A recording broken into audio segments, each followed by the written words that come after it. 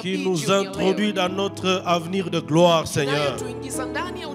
Où tu marches avec chacun d'entre nous, tu le transportes de son passé vers un avenir de gloire. C'est pourquoi nous te célébrons ce soir, notre Dieu, le Dieu du tournant décisif, le Dieu qui tourne nos destinées, le Dieu qui change le statut, le Dieu qui nous soutient. Reçois toute la gloire au nom de Jésus-Christ. Amen. Nous allons nous rasseoir. J'aimerais que nous puissions apprécier notre union musicale pour la grâce qui est vraiment visible. Papa Alex, merci beaucoup et toute l'union musicale. Que Dieu vous bénisse. Alléluia. Combien dans la présence de Dieu nous recevons une force nouvelle et nous bénissons Dieu encore pour aujourd'hui. Est-ce qu'on peut souhaiter aux frères ou à la sœur bienvenue, à lui donner une très bonne parole? Bienvenue dans la présence de Dieu. Bienvenue dans la présence de Dieu. Frère Némi, bienvenue. Asante sana.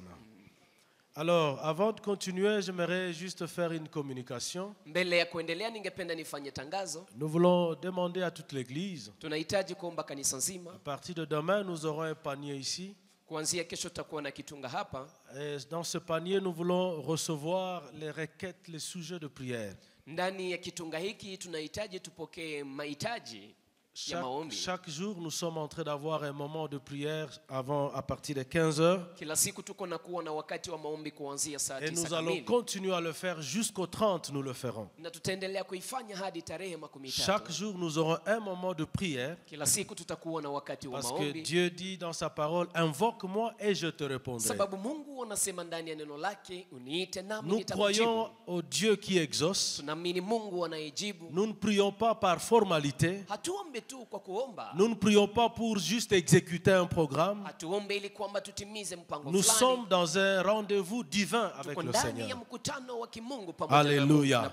Et moi je crois fermement à l'exaucement de la part de Dieu. Nous ne pouvons pas sortir de ce programme tel que nous y sommes entrés. Alléluia. Est-ce qu'on peut acclamer Dieu pour l'exaucement? Nous croyons à l'exaucement. Et pour que des traces et des signes soient là, nous voulons encourager celui qui veut que chaque jour sa requête soit portée dans la prière. Vous allez écrire votre requête et nous laisserons un panier sur l'autel ici chaque jour. Et nous allons nous assurer que chaque jour ce panier qui a nos requêtes est porté devant le Seigneur. Vous pouvez écrire sur papier. Vous pouvez envoyer votre requête pour ceux qui sont à distance sur notre numéro de téléphone. Et si vous avez une raison ou l'autre, peut-être votre requête a une certaine sensibilité, vous pouvez voir un des pasteurs. Parce qu'il s'agit de notre travail de porter le peuple de Dieu devant le Seigneur. Et nous voulons être sûrs qu'à la fin de ce programme, nous pouvons mettre des papiers à côté pour dire Seigneur, tu as exaucé. Gloire au Seigneur. Donc demain en arrivant, il y aura des paniers dans la salle. Le protocole va nous aider à les avoir. Et à la fin, nous allons les récolter. Nous allons prier le Seigneur pour ça. Alléluia. Peu importe la requête, amenons tout devant le Seigneur. Amen. Depuis hier, nous avons commencé de parler de notre sous-thème Dieu, la source de mes ressources. Dans le grand thème de notre programme, les sources de ma reproduction prolifique. Nous avons rappelé brièvement ce que signifie source. Et nous avons parlé aussi de la reproduction, le sens élargi. Source comme croissance, plutôt reproduction comme croissance, multiplication. Ou impact ou résultat. Nous avons parlé de reproduction comme notre utilité. Être utile à quelqu'un. Être utile à notre société. Bien aimé dans le Seigneur, il n'y a pas meilleur sentiment lorsque tu sens que tu as été une réponse à un besoin.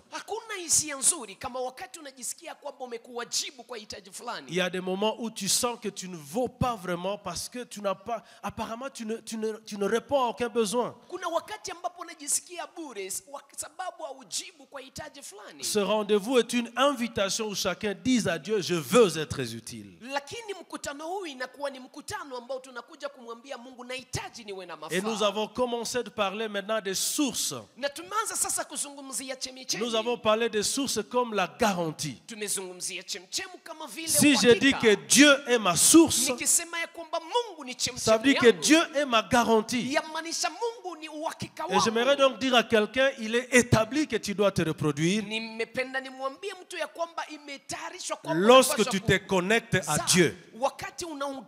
Un homme peut trahir. Un homme peut décevoir, mais Dieu ne déçoit pas. Alléluia. Et Dieu n'échoue pas. Ça peut ne pas être aujourd'hui, mais Dieu n'échoue pas. Est-ce que tu peux répéter au voisin, Dieu n'échoue pas? Oui, bien aimé, nous sommes dans un rendez-vous avec Dieu. Le salut nous a rapprochés, nous a ramenés à la source. L'un des bénéfices essentiels du salut, l'un des bénéfices essentiels de l'œuvre de la croix, comme Paul dit, nous étions errants, nous étions sans couverture, mais tu nous as ramenés à la maison. Donc toi et moi, nous sommes à la bonne place. Alléluia. Être dans le salut, accepter Jésus-Christ comme Seigneur et Sauveur, est la base et la garantie même de notre reproduction. Nous avons parlé des sources comme racines, comme fondement, comme producteur, comme initiateur. Mais nous avons aussi montré que la source c'est un appui,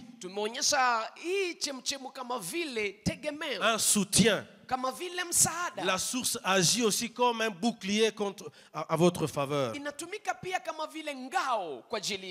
Alors, et nous avons parlé suffisamment hier et nous avons commencé de parler des 7 formes de provision. Parce qu'il est très important. Quand je dis Dieu est ma source, cette source me donne quoi? Au-delà du salut que je reçois qui est principal. Parce que le salut lui-même est une source. Dans le salut, le salut c'est comme une source qui fait jaillir. Et le salut nous le recevons en Christ. Quand je dis que Dieu est ma source, qu'est-ce que je attends de Dieu? Alléluia. Alors nous allons lire 2 passages que nous avons lus hier. J'aimerais lire Jacques chapitre 1er, le verset 16 et 17. Ce passage, nous l'avons lu ensemble. Et nous pouvons encore le relire aujourd'hui. Ne vous y trompez pas, mes frères bien-aimés. Toute grâce excellente et tout don parfait descendent d'en haut du Père des Lumières, sur lequel il n'y a ni changement, ni ombre de variation. La portion qui dit chez laquelle il n'y a ni changement, ni ombre de variation, veut simplement signifier Dieu est le même. Et Dieu reste fidèle à lui-même. Si nous avons vu Dieu agir d'une certaine manière dans l'histoire, c'est sa nature. Il a fait grâce à des hommes et des femmes qui nous ont précédés. Il a fait descendre sa faveur sur leur vie. Et il est le même dans cette façon d'agir.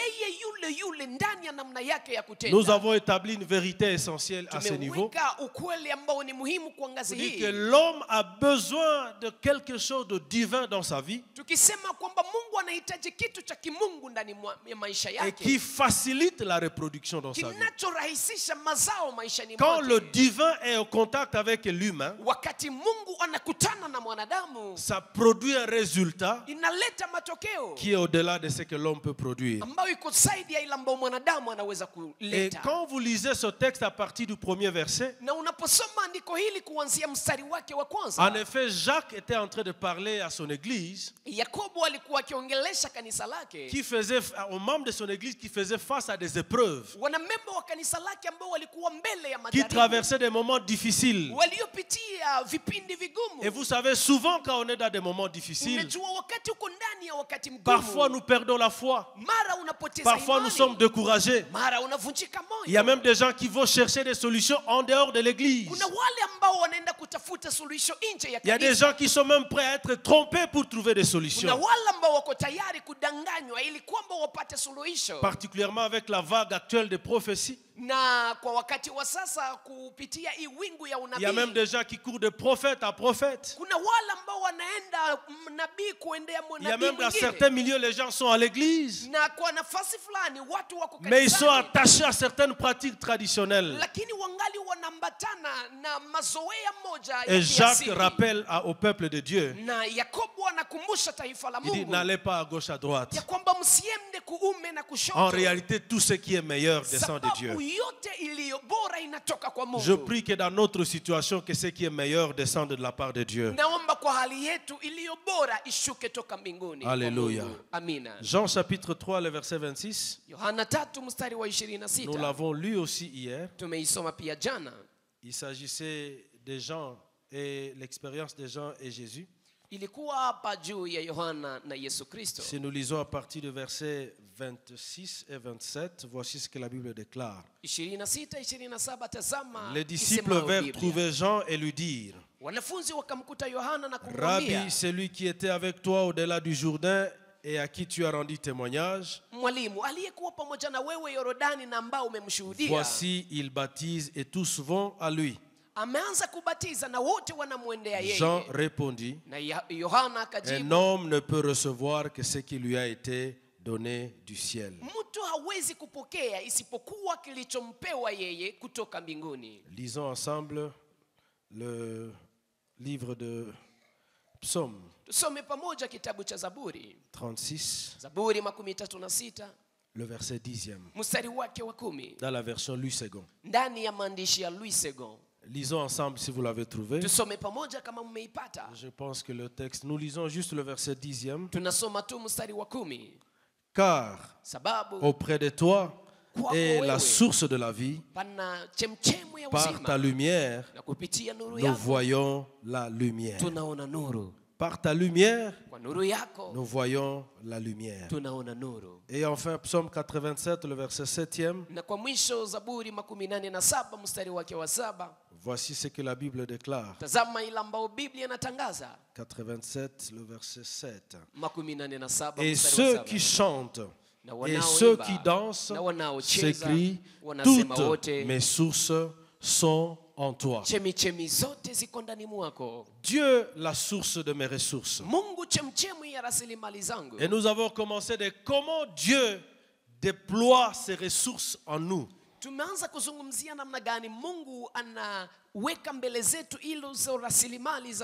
Comment Dieu en tant que source s'exprime dans notre vie. anaonekana maishani mwetu.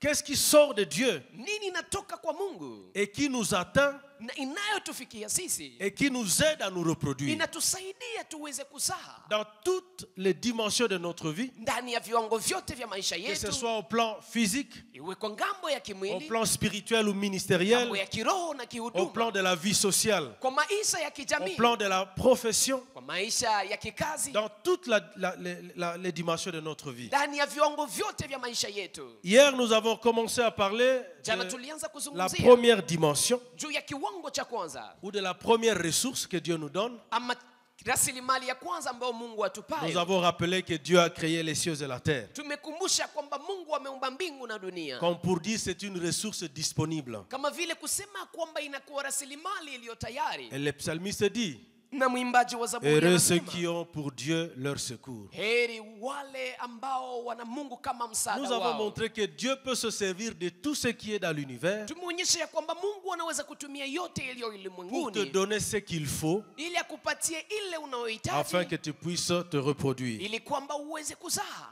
Deuxièmement, nous avons parlé de Dieu qui élève et qui abaisse. Ya pili tumezungumzia Mungu anayeinua na anayeshusha. C'est une vérité essentielle Ni ukweli ambao ni wa muhimu, parce que dans la vie, sababu il maishani y a des positionnements que Dieu peut te donner kunazo nafasi ambazo Mungu anaweza et kupa qui sont nécessaires na ambazo ni za muhimu par rapport à l'accès à une forme de ressource quelconque. kulingana na kuweza kufikia rasilimali Ça fulani. peut être au plan professionnel, Inaweza kuwa kikazi, ça peut être au niveau de business. inaweza kuwa kibiashara. L'élévation ou soit être abaissé, Kuinuliwa ama ça kushushwa signifie que Dieu te déplace. yamaanisha ya kwamba Mungu Ça anakuhamisha, signifie que Dieu te délocalise. yamaanisha Mungu anakutoa nafasi Et dans la plupart des ulipokuwa. cas, Na kwa mara quand nyingi Dieu localise ou délocalise quelqu'un, wakati Mungu anamweka mtu nafasi ama c'est anamhamisha souvent un nafasi hiyo, processus de te mettre dans un réseau aussi. mara inakuwa ni hatua ya kukupeleka ndani ya shirika fulani. Alléluia. Amina. Vous savez, dans la vie, Unajua maishani les hommes et les femmes wanaume na wanawake font partie de ce que la Bible déclare, les cieux et la terre et tout ce qui s'y trouve. wanakuwa miongoni wa ile ambao Biblia inaita mbingu na dunia na Et vyote dans le vilivyomo, processus de reproduction, na ndani ya hatua ya mazao, et dans cette dimension de élévation ou être abaissé, na ndani ya kiwango hiki cha kuinuliwa na Dieu kushushwa, s'assure qu'il te connecte Mungu anahakikisha ya kwamba à des anakuunganisha personnes provision. na watu ambao ni akiba. Et ma prière pendant ce mois du Na tournant maombi décisif, yangu ndani ya mwezi huu wa que dans mabadiliko tout ce que makubwa, Dieu sera en train de faire, ni kwamba ndani ya yote qu'il Mungu t'aide à atakayokuwa te anaifanya, connecter à des personnes provision, akusaidie kuungana à des na watu personnes watakaokuwa à des rasilimali, personnes qui ont un contenu par rapport à ta destinée. watu zawadi walio na vitu kufuatana na hatima yako. Alléluia. Amina. À un moment donné, il est en train de dire à Israël, Kwa wakati fulani anaambia Israeli, parce que tu as du prix à mes yeux, sababu una bei machoni et pangu, parce que je t'aime, na sababu je nakupenda, donne des personnes. natoa watu. Laisse que Dieu te connecte. Acha Mungu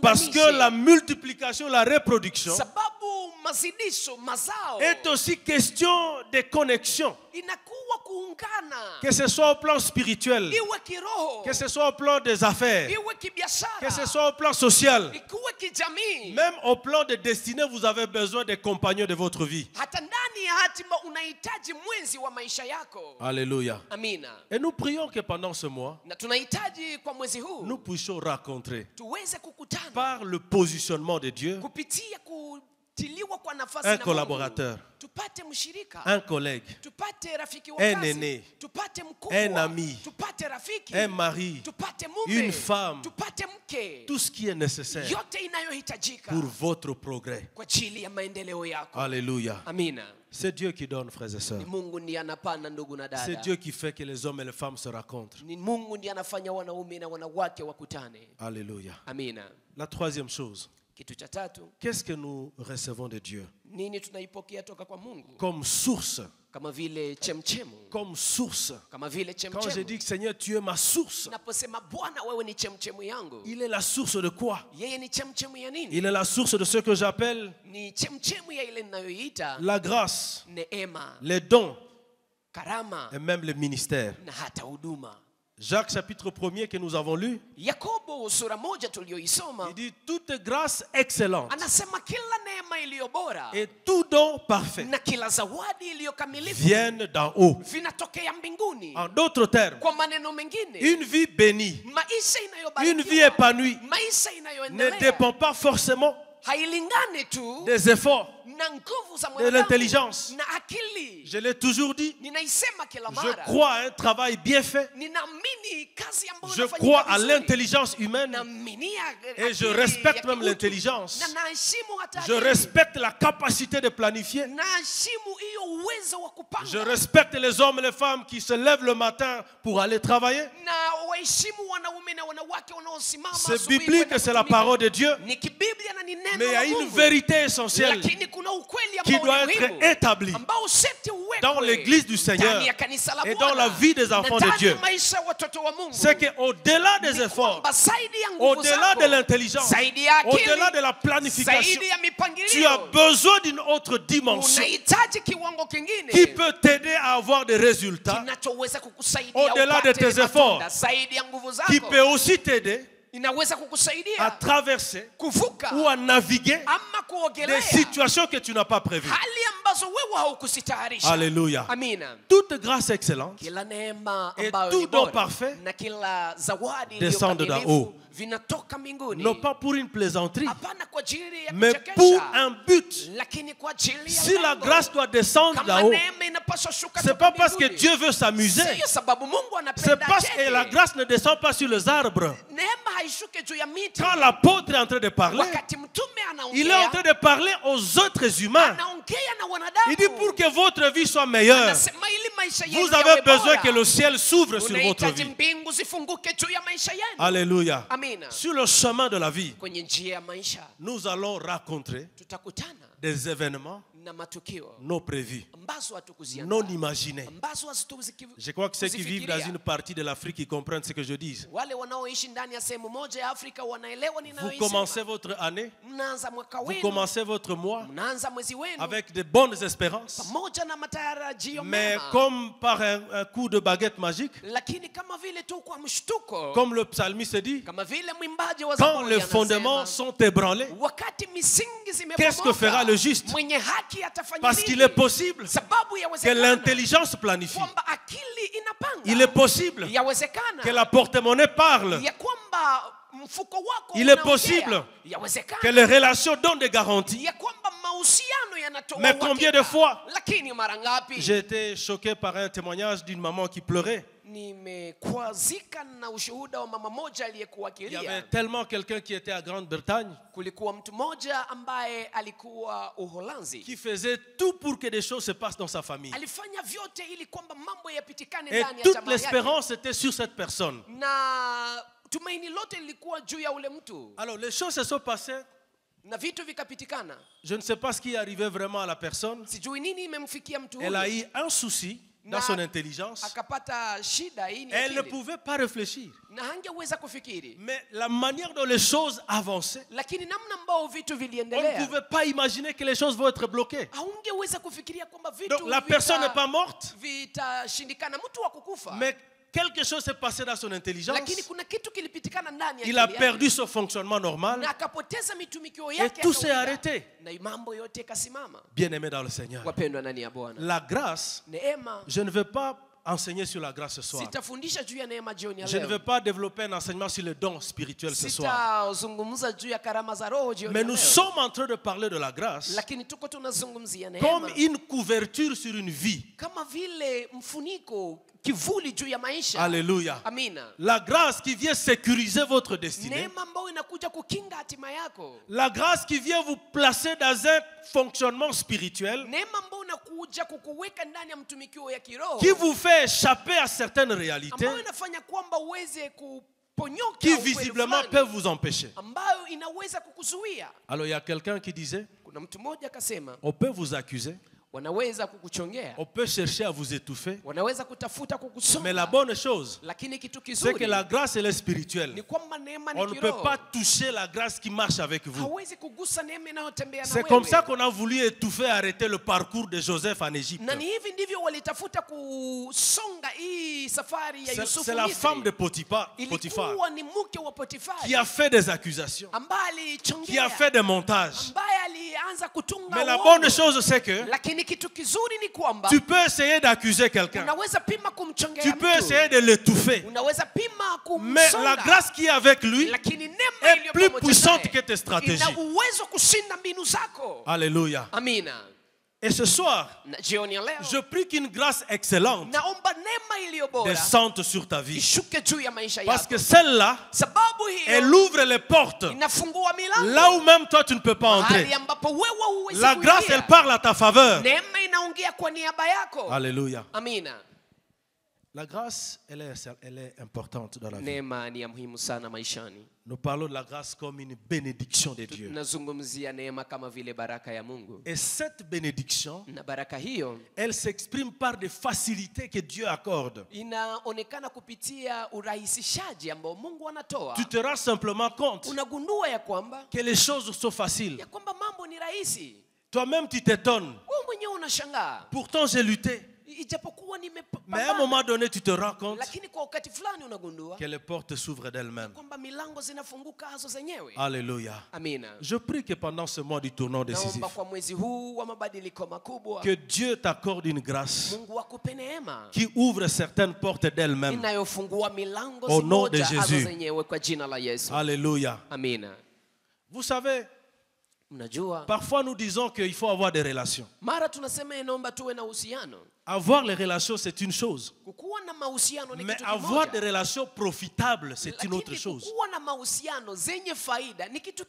Il est aussi possible d'avoir des relations où tu sens qu'il y a du contenu. Mais avoir accès au contenu dans une relation, c'est une troisième dimension. Parce que tu peux avoir déjà tout autour de toi qui ont même des moyens, qui ont la capacité de t'aider, mais qui ne peuvent pas t'aider. Mais je prie que Dieu parle à ces cœurs. Alléluia. Et c'est la grâce de Dieu. Vous savez qu'il y a des personnes qui viennent, ils disent Dieu m'a dit de t'aider. Alléluia. Tu n'as jamais parlé avec lui, tu ne lui as jamais exprimé ton besoin. La grâce de Dieu plaide à ta faveur. Et je prie que Dieu nous amène à cette dimension. Parce qu'à un moment donné, on ne sait même pas bien parler. Vous savez, tu peux penser que tu es en train de bien exprimer ton besoin, mais tu aggraves la situation. Mais quand la grâce te prend en charge, tu peux dire un mot A, mais la grâce fait attendre l'autre B. Ce que lui doit attendre. Et je prie que Dieu nous amène à cette dimension. Il dit aux apôtres, vous serez amenés devant les cours et tribunaux. Mais c'est moi qui mettrai en vous les paroles qu'il faut dire. Je prie ce soir, quand tu seras devant une opportunité où tu dois te connecter à une provision de ta reproduction, que la grâce de Dieu te prenne en charge. Que la grâce de Dieu te sécurise. Que la grâce de Dieu amplifie même tes paroles. Toute grâce excellente. Je crois que pendant ce mois du tournant, quelque chose que chacun doit demander, c'est cette couverture-là. La grâce, cette réalité spirituelle invisible autour de notre vie et qui nous permet d'avoir au-delà de nos efforts. Et parfois même ce que nous n'avons pas cherché. Mais parce que dans la réalité spirituelle, Dieu sait que nous en avons besoin. La grâce amène cela vers nous. Alléluia. Amina. Et je prie que Dieu nous aide. Naomba Mungu atusaidie. Il y a beaucoup d'exemples dans la Bible Kuna mifano nyingi ndani ya Biblia qui montrent en réalité que Dieu, par sa grâce, ambazo zinaonyesha ya kwamba kwa kweli Mungu kupitia neema yake peut vous donner au-delà. anaweza kupatia zaidi. Alléluia. Amina. Hier, nous avons parlé des fils de Zébédée, Jana tuliongelea wana wa Zebedayo, Jacques et Jean, Yakobo na Yohana. dans Marc 35. Ndani ya Marko 35. Ils veulent avoir des positions. Wote wanahitaji wapate nafasi. Jésus leur dit, Yesu anawaambia, ce n'est ni par vos efforts. haiko kwa nguvu zenu. Il y a des personnes à qui la position est réservée. Kuna watu ambao cheo hicho kimeandaliwa kwa En ajili d'autres yao. termes, Kwa maneno il y a des mengine, choses qui vous arrivent simplement par la grâce de kuna Dieu. vitu vinavyokufikia ni kwa neema tu ya Mungu. Et moi, j'ai besoin de la grâce. Na mimi ninahitaji Tu as neema. besoin de la grâce. Unahitaji neema. Alléluia. Amina. La deuxième chose, nous avons parlé de dons. Na kitu cha pili tumezungumzia karama. Nous sommes en train de dire, qu'est-ce que nous recevons? La source. Tunazungumzia nini tunapokea toka hiyo En chemchemu. d'autres termes, Dieu est la source de la grâce. Kwa maneno mengine, Mungu ni chemchemu ya Et nous ne neema. pouvons obtenir la grâce que de Dieu. Na tunaweza pata neema ni kwa Mungu tu. C'est là que Jacques est en train de dire, Na ni hapa ndipo Yakobo restez, restez dans la présence de Dieu. mubaki ndani ya uwepo wa Mungu. Alléluia. Amina. Et dit, tout don parfait. Anasema kila zawadi Tout au don karama parfait. iliyo bora, iliyo kamilifu. Et quand nous connectons cela avec 1 Corinthiens chapitre 12, Tukiunganisha hii na Wakorinto wa kwanza sura le verset 12, 4e, le verset 5e, mstari wake wa 4 na wa 5. le texte qui parle des dons spirituels. Hii andiko inayozungumzia karama za roho. En effet, ce texte nous rappelle Andiko hili liko linatukumbusha que l'homme dans sa vie, ya kwamba mtu ndani ya maisha yake même de reproduction, hata ya kuzaa il a besoin d'accès anahitaji afikie à certaines compétences uwezo fulani qui sont surnaturelles. ambao ni wa kimastaajabu. Je voudrais rappeler encore ce soir, Ningependa nikumbushe tena jioni ya tout ce leo qui est écrit ya kwamba yote ambayo n'est pas imeandikwa écrit par plaisanterie. haiandikwa kwa À un mchezo. moment donné, nous devons nous arrêter. Kwa wakati fulani tunapaswa Si la kusimama. Bible parle de dons, Kama Biblia inazungumzia karama, c'est qu'il y a une bonne raison pour ni cela. kusema kuna sababu nzuri Et kwa ajili parfois, ya nous hiyo. avons eu l'impression Na mara tunafikiria que quand la Bible parle de dons ya spirituels, kwamba Biblia inapozungumzia c'est karama pour za les roho prédicateurs, ni kwa ajili ya c'est pour wahubiri, les évangélistes, kwa ajili ya c'est pour les wainjilisti, chantres. ni kwa ajili ya Hein, waimbaji. c'est peut-être dans le cadre des 4 murs de l'église. Yawezekana ni kwa ajili ya kutumika tu kanisani. Mais bien aimés dans le Seigneur, Lakini wapendwa ndani ya quand nous Bwana, parlons de la reproduction, wakati tunazungumzia mazao, une reproduction stable, mazao ambayo une yanatulia, reproduction d'impact, mazao ambayo ina vous ushawishi, avez besoin de la touche de Dieu unahitaji kuguswa na pour Mungu 2 raisons. kwa ajili ya sababu mbili. Parce que la première chose, Sababu jambo la kwanza, c'est que l'homme est d'abord spirituel mwanadamu anakuwa kiroho et notre impact doit avoir aussi une dimension na spirituelle. ushawishi wetu sharti uwe na kiwango cha kiroho. Et nous interagissons avec les êtres humains Na tunakuwa tukijadiliana na wanadamu dans un environnement spirituel. ndani ya kiwango cha kiroho. Je vous ai dit que je ne vais pas faire l'enseignement sur le don spirituel ici. Nimewaambia kwamba hapa sitafanya mafundisho juu ya karama za roho. Pourquoi avons-nous besoin des dons spirituels, Sababu par gani exemple? tunahitaji karama za roho? Et Jacques dit tout don parfait. Na Yakobo anasema kila karama iliyo Quand il est kamilifu. en train de parler des dons parfaits, Anapozungumzia karama mazawadi iliyo kamilifu, étymologiquement, il faisait allusion à une grâce spirituelle qui descend sur toi. kwa shina ya neno hili alikuwa anazungumzia neema ambayo inashuka juu yako. Dans 1 Corinthiens chapitre 12, Ndani ya Wakorinto wa kwanza sura 12, la Bible parle de plusieurs types de dons. Biblia inazungumzia aina nyingi ya karama. Et ceux qui ont étudié la Bible, Na wale waliojifunza Biblia ils ont classifié ces dons dans 3 catégories. wameweza kuweka hii karama kwa aina tatu. Ce qu'on appelle les dons de révélation. Wanaita karama za ufunuo, Et il y en a 3. na kuku tatu. Ce qu'on appelle parole de sagesse, Kuna kuwa hapo neno la hekima, parole de connaissance, neno la ujuzi, et ce qu'on appelle aussi le discernement des na esprits. ile ambao wanaita upambanuzi wa roho. On parle aussi des dons de puissance, Wanazungumzia karama za uwezo, ce qui est notamment le don de la foi, na hapa kuna kuwa karama ya imani, le don de guérison karama ya uponyaji, et le don d'opérer des miracles. na karama ya kufanya La miujiza. troisième catégorie, Na aina ya tatu c'est les dons d'inspiration. inakuwa ni karama za On uvuvio, parle des dons de prophétie, na hapa wanazungumzia unabii, dons de langue kunena kwa et même lugha d'interprétation. na kutafsiri lugha. J'aimerais placer ici un mot Hapa ningependa niweke neno sur le chemin de la reproduction. kwenye njia ya mazao.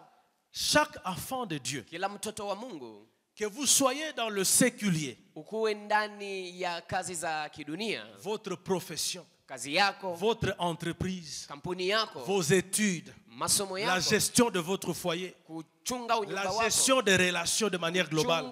mahusiano kwa ujumla. Ça, c'est ce qu'on peut appeler le bloc séculier. Hii ndio tunaweza kuita ngambo ya kidunia. Que ce soit au plan spirituel, ikuwe kwa ngambo ya kiroho, nous avons besoin tunahitaji que Dieu nous accorde kwamba Mungu atupe cette dimension spirituelle. kiwango hiki cha kiroho. Si je prends juste un exemple, Nikichukua tu mfano, la parole de sagesse, neno la hekima, c'est une capacité spirituelle inakuwa ni uwezo wa kiroho que Dieu donne à un être humain ambao Mungu anampatia mwanadamu, qui lui permet ambao d'affronter un défi aweze kupambana na ou un tatizo problème de la vie ama shida ya maisha qui n'arrive pas à résoudre par l'intelligence. ambao hawezi weza kutatua kupitia akili. Alléluia. Amina.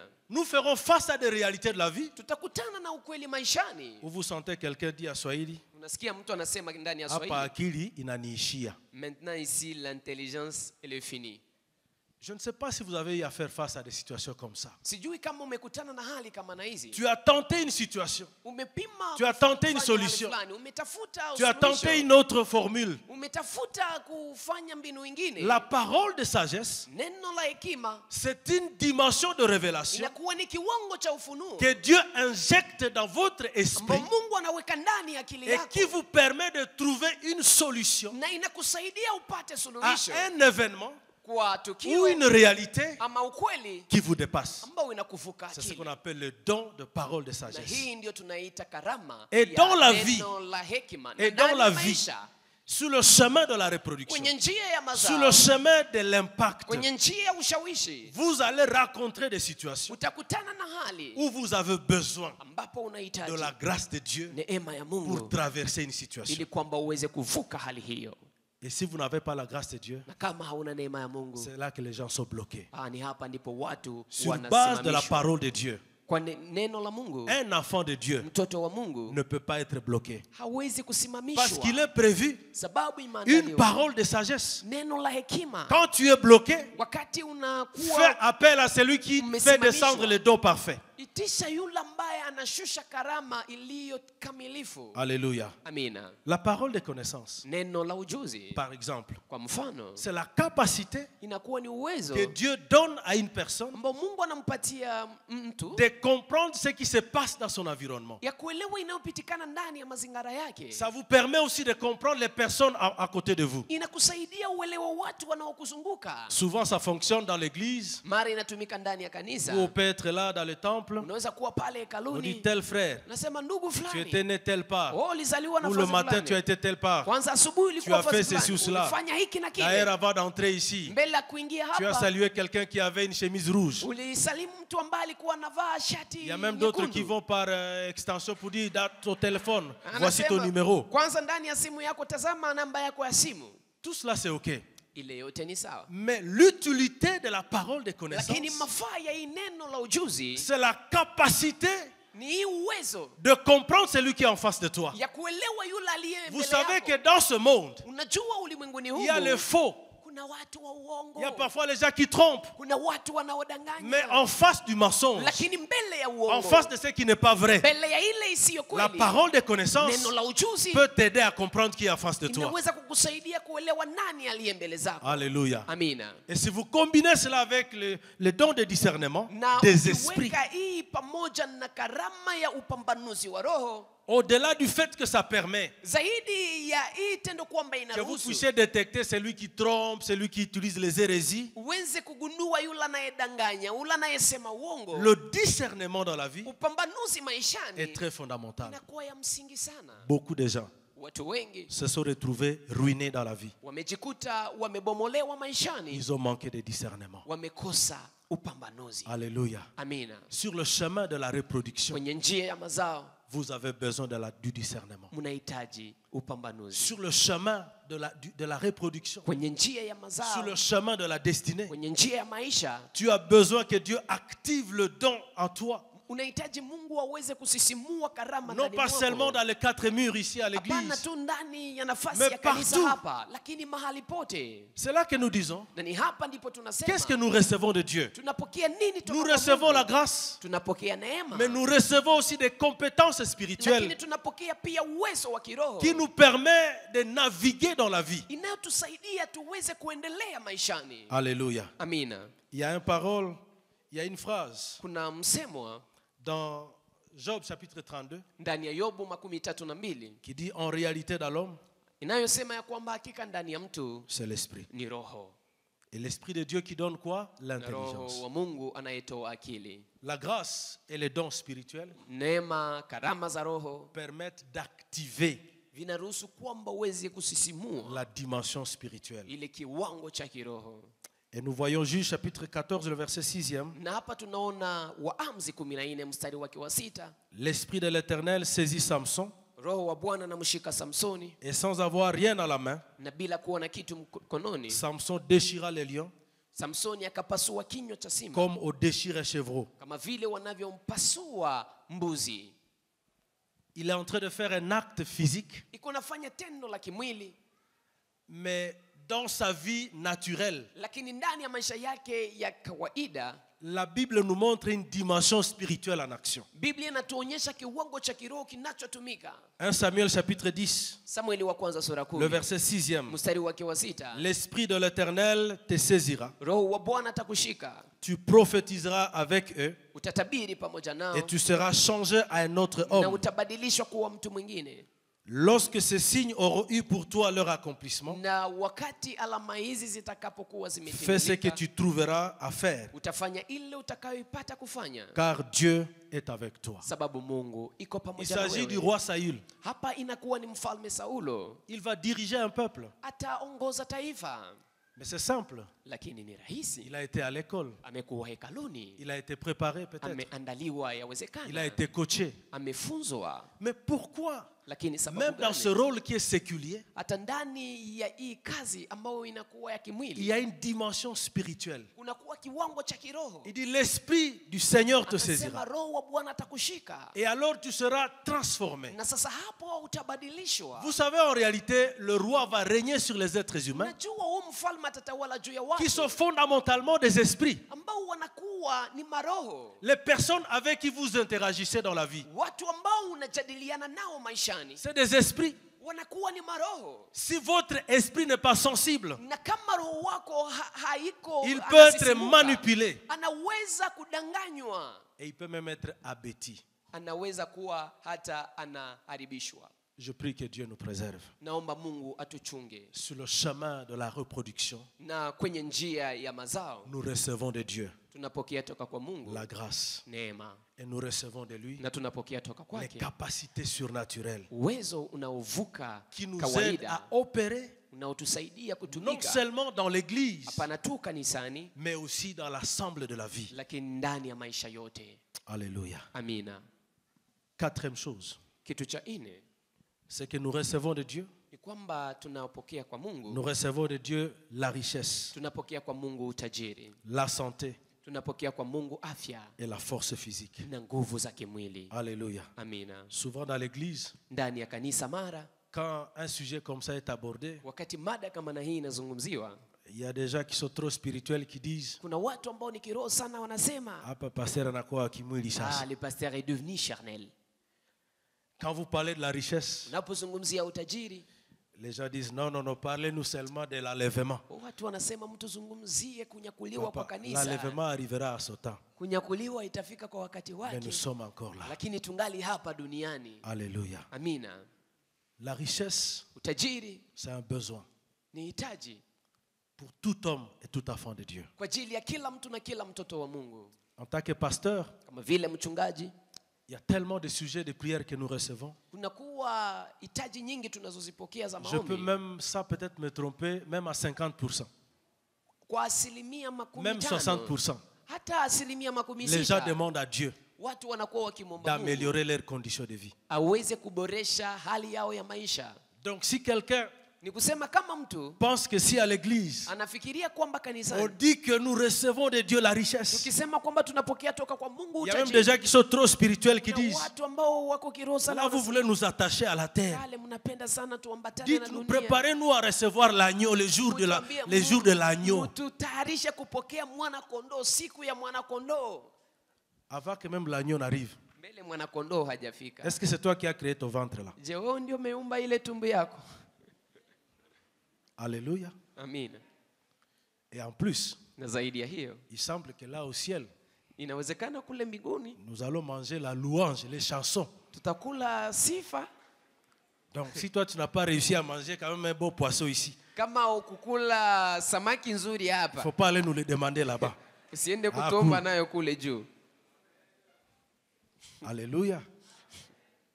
Et on dit que nous allons être vêtus à blanc blanc. C'est compliqué. J'aimerais qu'un jour on soit tous à blanc blanc ici.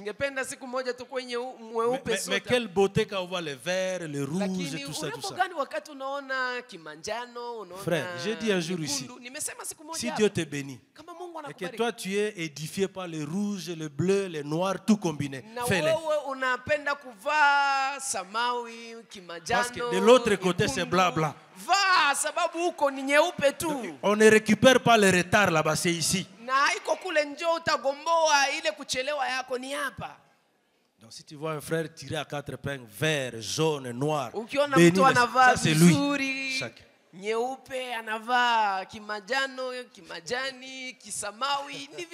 Est-ce qu'on peut apprécier le Seigneur qui enrichit son peuple? Amen. La reproduction atteint aussi la dimension de notre vie matérielle. Et nous devons en parler en l'église. Parce qu'il y a aussi tellement de frustration. C'est comme au temps de Moïse. Lorsqu'il a quitté l'Égypte, j'aime la déclaration de Moïse. Il dit nous allons partir avec nos enfants, avec nos vieillards, mais aussi avec nos richesses. Alléluia. Il y a des gens qui sont calmes dans le temple, mais le domaine de la richesse, il est comme contrôlé et assujetti. Mais je prie que la reproduction touche aussi la dimension de la richesse dans ta vie.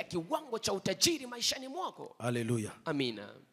Dans 1 Timothée chapitre 6, le verset 17, lorsque Paul est en train d'écrire à Timothée, qui est le pasteur d'une église à Éphèse, il dit recommande aux riches du présent siècle de ne pas être orgueilleux. Quand Paul écrit, il n'est pas en train d'écrire nécessairement aux riches qui sont à l'extérieur de l'église. C'est une lettre adressée à une église. En d'autres termes, Paul reconnaît que dans l'église du Seigneur, il y a des hommes et des femmes riches. Alléluia. Donc parler de la richesse à l'église, c'est biblique. Matthieu chapitre 27, le verset 57. C'est dans le scénario de la mort de Jésus.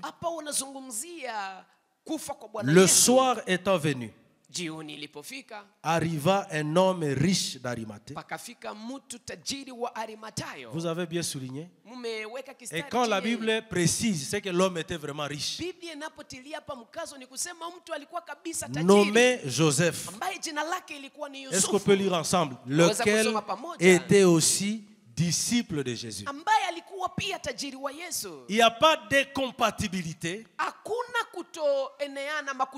entre ma vie chrétienne et la richesse que Dieu peut me donner.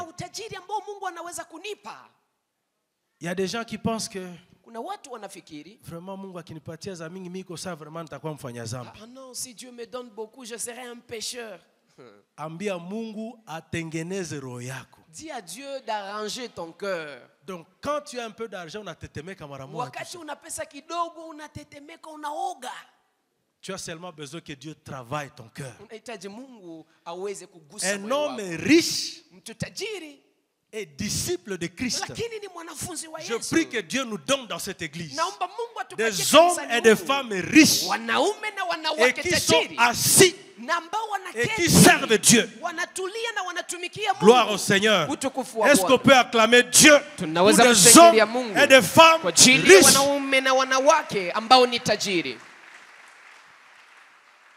Quand on dit les disciples, c'est que son cœur n'est pas attaché à la terre.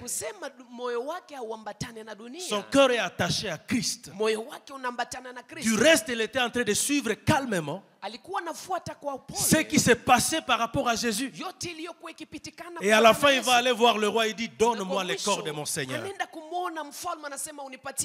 Je vais donner la dignité au corps de mon Sauveur. Avec sa richesse, il prend en charge l'œuvre du Seigneur. Alléluia. 1 Corinthiens chapitre 29. Si nous lisons à partir du verset 11e. À toi, Éternel, la grandeur, la force et la magnificence, l'éternité et la gloire.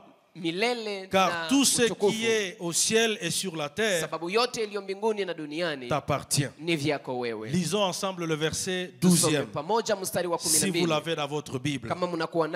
C'est de toi que viennent la richesse et la gloire.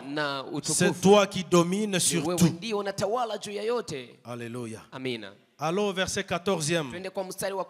Car qui suis-je et qui est mon peuple pour que nous puissions te faire volontairement ces offrandes? Tout vient de toi et nous recevons de ta main ce que nous t'offrons. Alléluia. Nous te donnons ce que nous avons reçu de toi. Alléluia. David, c'est quelqu'un qui a travaillé. C'est un roi, bien sûr, il a tous les avantages. Mais quand il a la richesse entre ses mains, il reconnaît que c'est par la grâce de Dieu. Alléluia. Je voudrais ce soir que nous comprenions que la richesse, elle vient de Dieu. Alors lisons enfin pour clôturer ce point 2 Corinthiens chapitre 9. Le verset 8e. 2 Corinthiens chapitre 9, le verset 8e. Et Dieu, est-ce qu'on peut lire ensemble? Laissez-moi voir ça dans ma Bible. Je serai à l'aise de le lire ici. 2 Corinthiens. Il est déjà là, chapitre 9. Lisons-les pendant quelques minutes. Le verset 8e, il dit ceci. Lisons ensemble.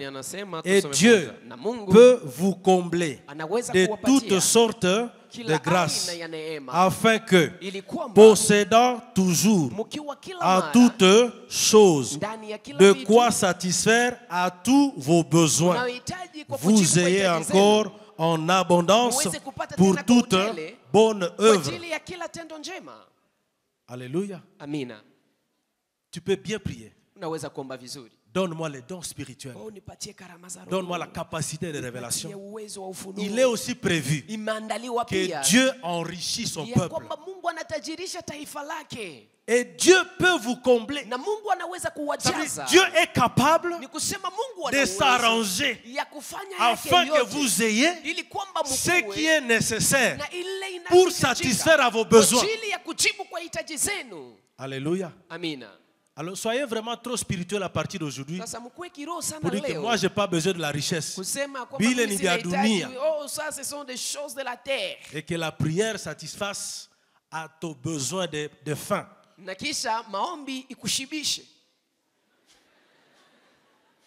Ukisha maliza omba. Après avoir prié, vous savez, c'est beau, Seigneur, qu'on a kunya kahawa sasa na il est une étape. C'est bon lorsque tu as fini de prier. Ça fait partie de la vie. Tu bois les cafés, tu prends les cafés. Alors, il y a quelques années, j'étais quelque part. Kuna wakati fulani nimekuwa nafasi fulani. C'était aux États-Unis. ilikuwa Marekani. Nous sommes allés travailler avec des amis qui sont aussi chrétiens. Tulienda tumika na warafiki ambao nao ni Wakristo. Frère, aidez-moi avec ile viti mbili. Mnisaidie na ile. Alors, vous savez, franchement, maisha yetu tuko nayo kila mtu kuna madimension zake. Vous savez, la vie que nous avons, chacun a ses dimensions. Alors, on a dit que nous allons avoir une session de prière. Wakasema tutakuwa na wakati wa maombi. Alors, nous on est arrivé avec nos cultures africaines. Pamoja na quand c'est déjà la prière, j'étais scandalisé parce que il y avait déjà du jus, des galettes à côté. Donc, quand il faut prier, il faut d'abord se débarrasser de ces choses-là. Alors, on était là. Je vois le monsieur qui conduit la prière, d'abord le pied sur l'autre. Naona mtu anayeongoza maombi anatia mguu juu ya mwingine. Anatoa juisi anakunywa. Hallelujah, hallelujah. Et les choses vont moi bien. Déjà prière chez Aribika parle kabisa. Pour moi la prière était déjà abîmée. Tellement on était habitué à la souffrance. Tumezoea sana mateso. Donc nous voulons même amener la souffrance là où Dieu veut nous faciliter la vie. Tunapenda tupeleke mateso hata mahali ambapo Mungu anapenda turahisishie. Mais l'ironie du sort. Lakini sasa cha kushangaza. Quand je pense qu'ils ne sont pas spirituels. Wakati nafikiria wao sio kiroho. Niko nakiomba munisaidie. Je suis en train de demander pour qu'il m'aide. Que Dieu nous aide. Acha Mungu atusaidie. Que Dieu nous délivre. Acha Mungu atufungue. C'est comme ça même dans nos réunions de prière. Na mai haiko. Ndani ya mikutano yetu ya maombi hakuna maji. Ba Kristo. Kama tunasema réunion à prière. On dit c'est la réunion. Tu ta bouteille à main unaribisha vyote. Tu as amené une bouteille d'eau. Non, tu n'es pas spirituel. Il y a même des gens qui disaient. Ils disaient comme Paul. Wanasema kama Paulo. Je complète la souffrance que Christ n'a pas portée dans son corps. Ile mateso ambayo Kristo hakubeba msalabani. Quand je sens la souffrance kabisa, mateso, pale ndio Kristo. Là c'est la vraie chrétienté. Qui vous a dit que nous sommes destinés à la souffrance? Nani amewaambia kwamba sisi tumeitwa kuteseka? Alléluia. Amina. Qui vous a dit nani amewaambia qu'être chrétien ya kwamba kukuwa Mkristo signifie malheureux? Inakuwa kuwa mtu wa kuteseka? Et même dans nos églises. Na hata ndani ya makanisa zetu. Je pense qu'ici ça a évolué. Hapa imeendelea. Si vous trouvez un frère ukiona ndugu bien habillé, anavaa vizuri, tiré à quatre épingles, anavaa kabisa vizuri, parfait kidogo, anamaweka marashi, huyu hana kiroho, ni kimwili sana. Frère zile na ventilier. Mais ukiona mwenye kuna kinguo moja hivi, mais si tu vois quelqu'un surtout na jasho itoke, quelqu'un qui a déjà ule njoko kiroho. Lui là, il est spirituel. Heureusement, nous, Dieu nous a délivrés de ces choses-là. Est-ce qu'on peut apprécier le Seigneur qui bénit son peuple? Nous recevons de toi la richesse et nous te servons. Dans certaines églises, on n'a pas la capacité de supporter un frère et une sœur qui commence à s'élever. On dit, aligusa nini? Aligusa nini? Si Mungu anaweza inua. Alléluia. Amina. Je prie que le Dieu que nous servons ouvre les écluses des cieux, que des hommes et des femmes reçoivent la richesse de Dieu pour satisfaire à nos besoins, mais aussi pour le servir. Est-ce qu'on peut acclamer Jésus? Alléluia. Amen.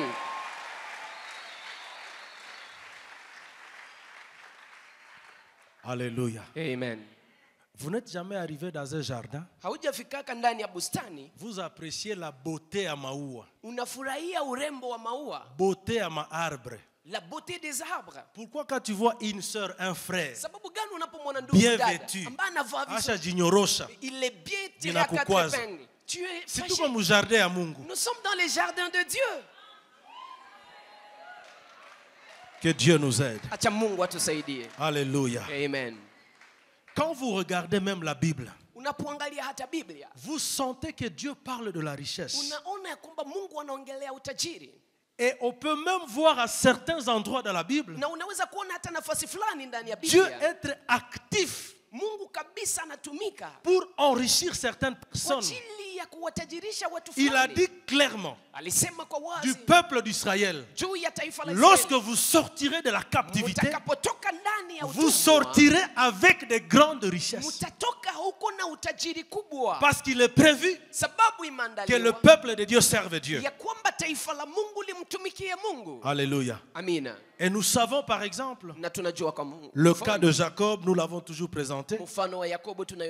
Il a travaillé longtemps pour son oncle Laban. Un jour, il a pris conscience. Il dit, ça fait quand même 20 ans que je suis ici. Le résultat que j'ai entre mes mains est de loin inférieur à ce que je devrais avoir. Bien-aimé dans le Seigneur, je ne veux pas choquer qui que ce soit. Il y a des types de travail. Tu peux avoir l'impression que c'est de l'esclavage. Tu peux avoir l'impression que c'est de la prison. Moi, je ne méprise aucun travail. Parce que, un, j'ai transporté des bagages dans un dépôt. 2, j'ai été aide-maçon. Et puis qu'il le faisait très bien. 3, j'ai été journalier devant plusieurs portes dans cette ville. Jusqu'au jour où on m'a apprécié, on m'a établi le chef de journalier. Et quand on venait nous chercher, à ce temps-là, on était stratégique comme ça. On regardait les blancs qui venaient. Mungu atuokoe vraiment. Que Dieu nous sauve. J'aurais bien voulu que ce soit un noir qui vienne, Johnny Kimbia. Mzungu, tu sais que c'est quoi ça? Et quand les blancs venaient à la porte, il fallait être vigoureux. Tous travaux, c'est ça comme ça qu'on criait. Bakisema jardinier, Nico parle. Plombier, Nico parle. L'essentiel, c'est d'entrer d'abord. Le reste, on va savoir là-bas. Toi, tu as fait ça déjà? Alléluia. Amen. Mais je bénis Dieu qui nous fait traverser des saisons. Je déclare la bénédiction de Dieu sur ta vie. Le Dieu de grâce. Le Dieu qui enrichit.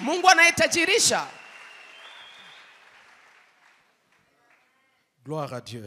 Amen. Je crois qu'on devrait s'élever et prier le Seigneur. Comme un étendard tu es. Oh, comme un étendard tu es. Yahweh. Comme un étendard tu es.